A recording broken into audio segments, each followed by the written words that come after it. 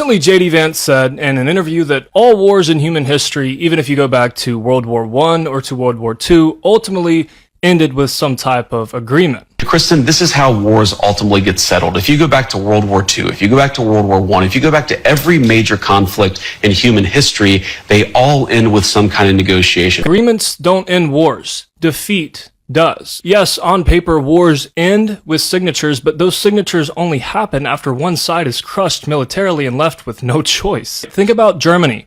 In World War II, Hitler didn't decide one morning, okay, let's compromise. Okay, Berlin was surrounded. The Allies had destroyed everything. Hitler literally committed suicide rather than actually face the reality of his own surrender. Germany signed an agreement only because it had been annihilated on the battlefield. And if you even look at Japan, even after losing its navy, Tokyo refused to surrender. What actually forced the issue was the dual shock of Hiroshima and Nagasaki. So the lesson here is very clear. It's that agreements are the epilogue. They are not the story. Defeat is the story. So let's apply this to Israel. Let's apply it to Hamas, okay? Hamas is not a rational actor like a conventional state. It is a radical Islamist terror group whose charter openly calls for the destruction of Israel and for the genocide of the Jewish people. Its entire identity is built on endless war, on martyrdom, and jihad. That is fundamentalist Islam. That is Islamism. Hamas is not a group that you meet halfway, okay? This is not a movement that moderates when you offer compromise. They interpret compromise as weakness,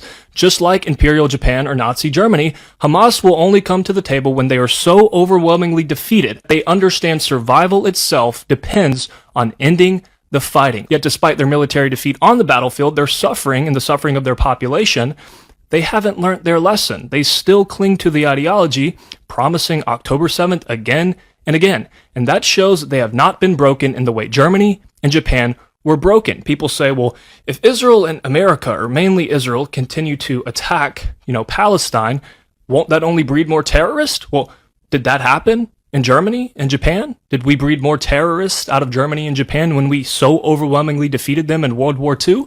The answer is no. You cannot compromise with movements that want to eradicate you. You cannot strike a middle ground with those who see your existence as illegitimate. And Israel cannot compromise with Hamas today for the same reason Roosevelt and Churchill could not compromise with Hitler, or Truman could not compromise with the Japanese militarists. To do so would not only guarantee more war, but would legitimize a genocidal ideology that threatens not just Israel, but the entire free world. And that is a truth that so many people need to wake up to.